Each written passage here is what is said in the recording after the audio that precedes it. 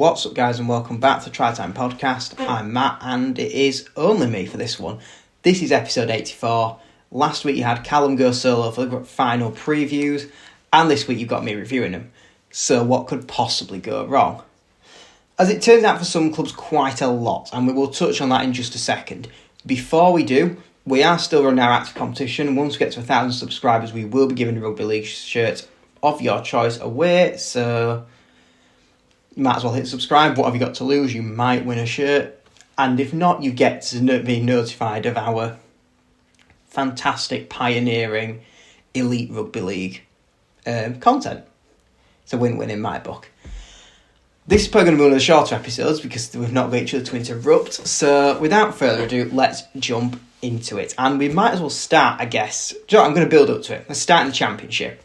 So it was, of course, the semi-finals this weekend. Wakefield Trinity hosting York Knights and Toulouse entertaining Callum's beloved Bradford Bulls.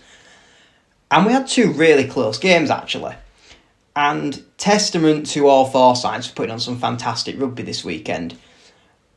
Over in France, it kind of went the way I think I expected it to. It was close, but Toulouse ultimately coming out on top. Now, Bradford were in front for probably the majority of this game, which I think was quite surprising in some aspects, because I kind of didn't expect them to... I didn't expect them to be blown away by any means, but I also didn't expect them to be hitting the front. As it was, Toulouse unfortunately kind of ran away with it a little bit. It got to 20 points to 14, slotting the drop goal over to kind of kill the game off, 7 points with just 2 or 3 minutes to go. And whilst Bradford did get over on the hooter, Toulouse knew at that point there wasn't time to score two, and it was game, set and match. They will go on to face next week's final to win the Championship Shield, and they were very nearly doing so at home again. Because York were managing to, at half-time, be in front 7 points to 6 against Wakefield. Now, whilst it was a half-time jubilation for Applegarth and the Knights against his former club, it wasn't to be by full-time. Wakefield stretched it in the last 20 minutes, and it was the classic Super League versus Championship rivalry kind of thing. The Championship side more than up for it for the first hour, and whilst Wakefield are a Championship side in paper, they're the only team that's full-time, potentially not Toulouse, I'm not sure what their status is. But, they're up against part-time opposition. They've got a squad that is basically built for next year's Super League. So it was kind of a little bit... The odds were stacked against York at the end. And I'll tell you what, to keep it as close as they did, I think it finished... Was it 20 points to 13? I'm going to double-check that last account. But, it was a really strong effort, and York can take immense pride in that, and they've built fantastically, I guess, for next season now, too. 22 points to 13 in the end it was. I missed Jowett's conversion. But yeah, so fair play to York for putting up a fantastic effort against Wakefield, and against all the odds, really. So that means next week we've got Wakefield hosting Toulouse in the final for the Championship, and I think this is probably going to go the way we all expected at the start of the year, and Wakefield, I suspect, will be lifting the trophy come the end of next Sunday. Hopefully Toulouse can make it a good game. It would be nice if it was a bit, maybe in the balance for a little while before the inevitable happens. And hey, if we get an upset, even better, because that's what rugby league's about, right? And I think we've had an upset this weekend, and that came in the form of the promotion and relegation match for the Championship. Now, we've been talking about League One as our favourite playoff structure for the last few weeks, and this was no different, with them going up against Swinton, away at Swinton, and you'd have to say, against Hunslet, the Lions come in as clear favourites. Despite the home advantage, despite the division, despite Hunslet finishing, fourth in League One, being the only set of playoffs to not feature first and second against each other in the final, they went on and they defeated Swinton in a very memorable 22 points to 20 victory, meaning they will return to the Championship after spending a number of years in League One. And for Kilshaw and his Glossop Caravans, it will be a trip to Rugby League's third tier for next season. Whilst disappointing for the Swinton fans, I have to say a big well done to Hunslet for that one. They have been great value in their games this year. They've really dug deep in the playoffs, and they've shown that actually, a bit like London into getting into Super League, form can be everything at this time of year. And while Swinton were getting nilled by Bradford, Hunslet were building momentum, beating Rochdale, beating Keighley. And they will join Oldham in terms of Championship new boys next season. For Swinton, it's going to be them, Whitehaven and Dewsbury heading to the third tier. Now, will they bounce straight back, I guess, is the ultimate question. And we'll have to wait and see what the squad's looking like. But that will be one we will no doubt cover in next year's preview. So stick around in the channel for early 2025 for that one. And without further ado then, I think we're up to the big game already. This has only been 5 minutes. What is going on with these pods? Fortunately, there's certainly a lot more to talk about here. Now, the Super League Grand Final. First of all, great effort by both sides to actually sell the numbers they did. It was, the best attended final since 2017, which was, of course, the last time my Leeds side won the trophy, up against then Old Trafford debutants Catalan Dragons. No, it wasn't. It was against Castleford. What am I on about? Catalan was 2 years later. Can tell I'm thinking, it's that long I'm even forgetting what it is. But, aside from that, KR, they really brought numbers and brought a great day out for those guys. Wigan, a historic quadruple was on the cards. And I think heading into Saturday, whilst Wigan were the favourites, nobody really wanted to call this game. And it was really blow for blow in the early stages. I mean, Hull KR more than held their own. Wigan threw things at them. They couldn't break through. And it was actually Hull KR that got over the line first, Mikey Lewis reaching out to touch down.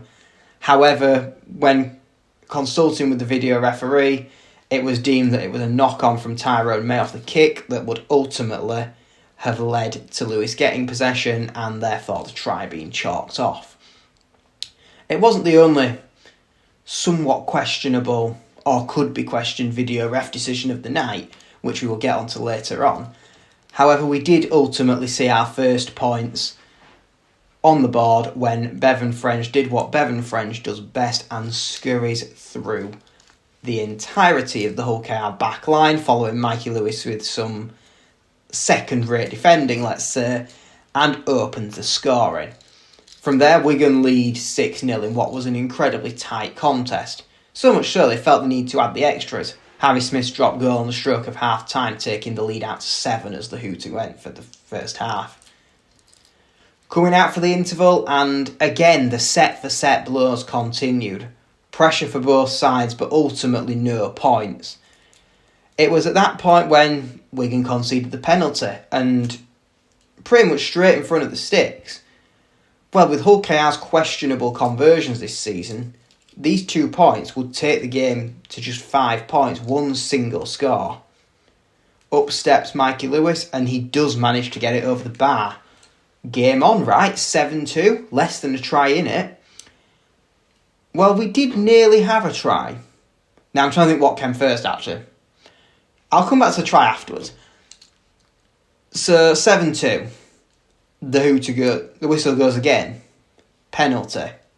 This time it's Wigan's ball.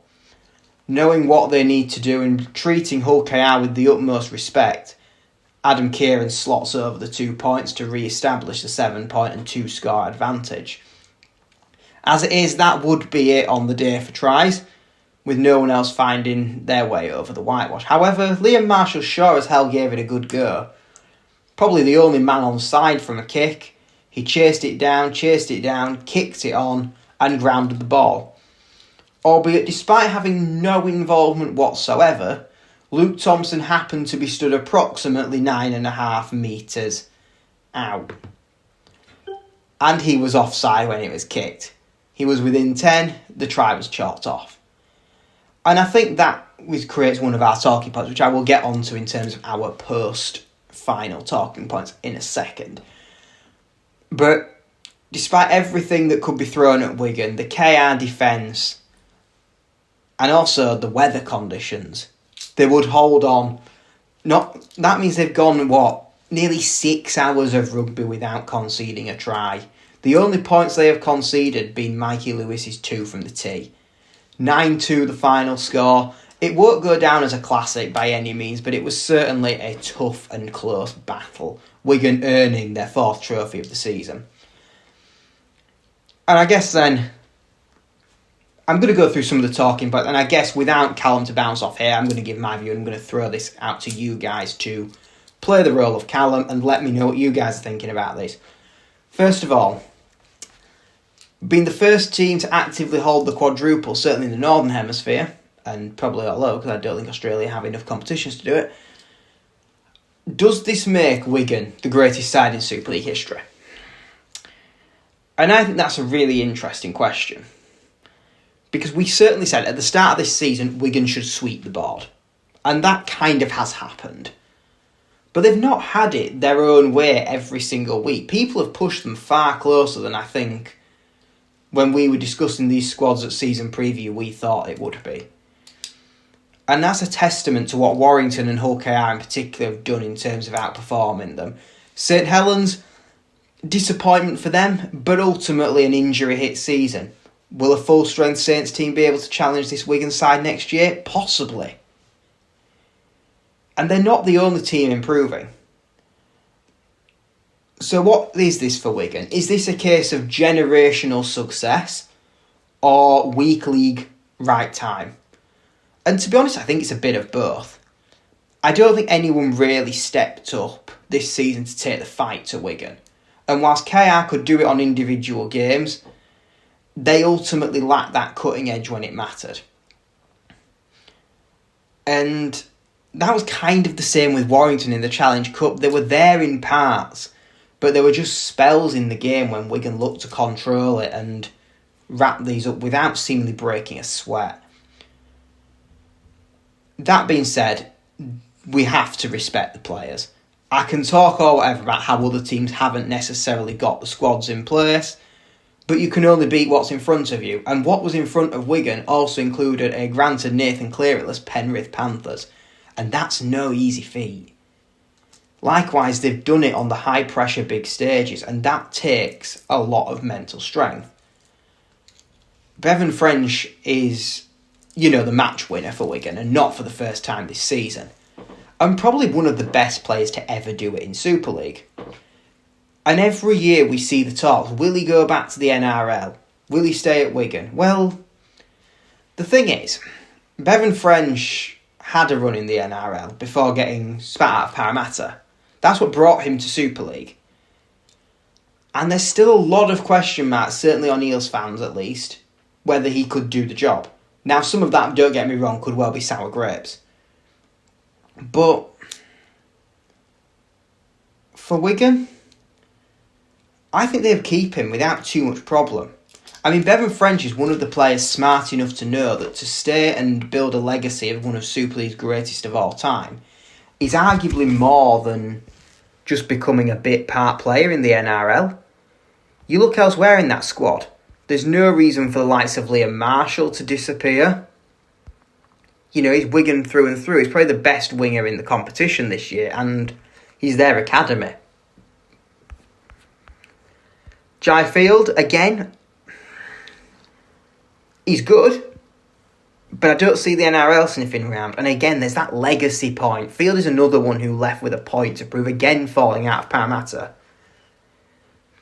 But at Wigan, he's built something and has garnered that reputation for being one of the best fullbacks to play in Super League. And that, he might earn more going back down under. But is it going to be as rewarding? Then you look at the rest of the squad. You've just got the solid dependables in there. Joe Wardle, fantastic centre.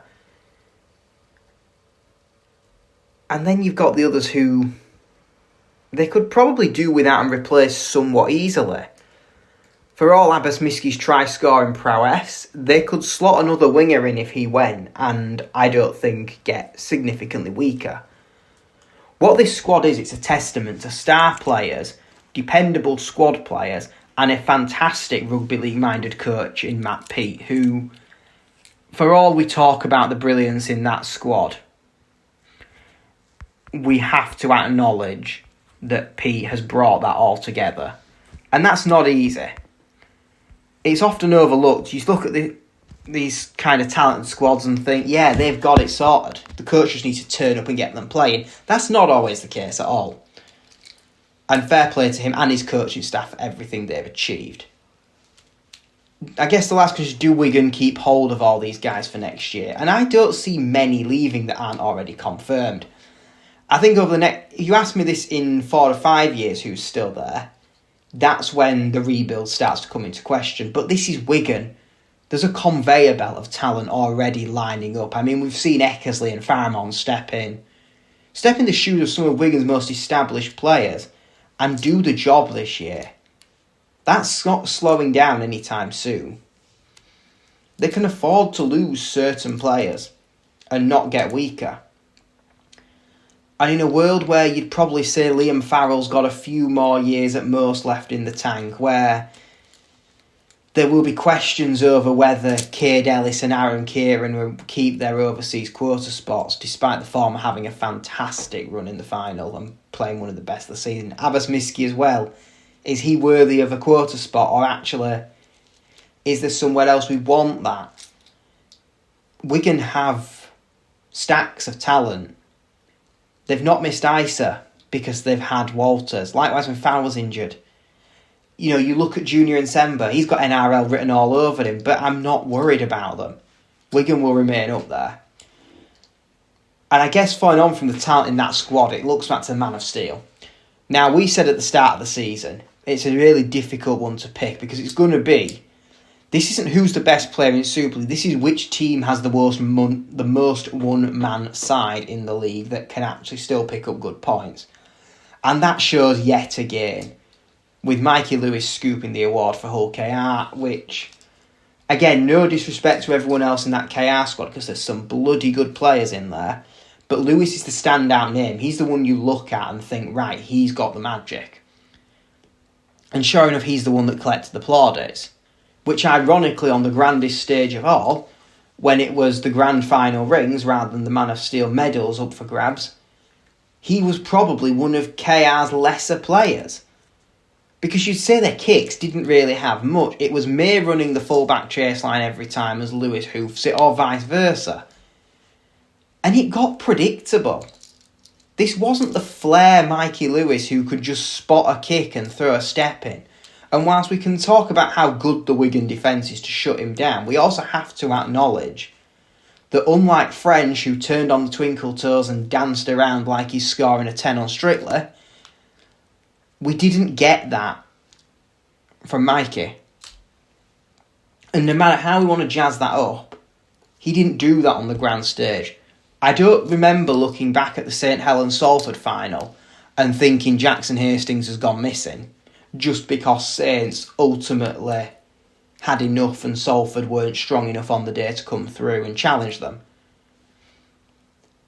And I don't know if that's because of the nature of the final, where both teams set up very defensive and it being one of the lower scoring grand finals we've had, or whether it was just actually nobody really had that individual moment of brilliance apart from obviously the French try that was scored and the Marshall try that was chalked off. I guess then in terms of just to wrap up on Super League, you guys let me know what you think. Is the Man of Steel award relevant? And finally, what does next year bring? Well, we'll find out more when we do our previews, as we know a lot more about recruitment. But already teams are starting to make those decisions. And I think for Hull KR, even more so than Wigan, actually, they're probably going to lose bodies. People will come in for these guys, and who they get in return is going to be vitally important. We already know they've got a Ribidoro next season, which Callum is expecting to... He thinks he'll hit the ground running by about the mid part of the season. I'm not convinced yet. I think he's going to need a season of really bedding in, and then we'll start to see what he's got. But, you know, we will know more as we kick off into 2025. And I guess finally then just looking at the Championship. We've got 3 teams going down. We've got 2 teams coming up. Wakefield are probably going to go the other way, and we're going to see London, of course, we suspect, relegated back into the division. That's going to be a really open league next year. And with, once again, we go from 13 to 12, we'll have buys involved. It's going to be a messy one, but I think it's going to be one that's really tough to call, and I'm looking forward to watching and predicting the second tier next season. And, that's probably it in terms of pre-owned content for the Championship final, and of course reviewing what's just happened. My final thoughts and my final question to you guys, and I'm going to give you a second tier question because we don't get many of these. Where will Oldham and Hunslet finish next season? There obviously are two new boys in the Championship that haven't been in the division for a little while now. How can they get on? Will we see any of them spring a Doncaster-esque shock and challenge for the playoffs, or will we see the return of the Dewsbury-like down with a whimper? Let me know what you guys think. Obviously, subscribe for a chance to win the shirt, and finally join us next week when hopefully both of us are back, which probably means a return to the hour-long pods, and we are talking all things England Rugby League ahead of the Samoa Test, starting off at the home of the champions, Wigan Warriors. I look forward to that one. Hopefully you guys do, and thanks for watching, everybody. Until then, goodbye.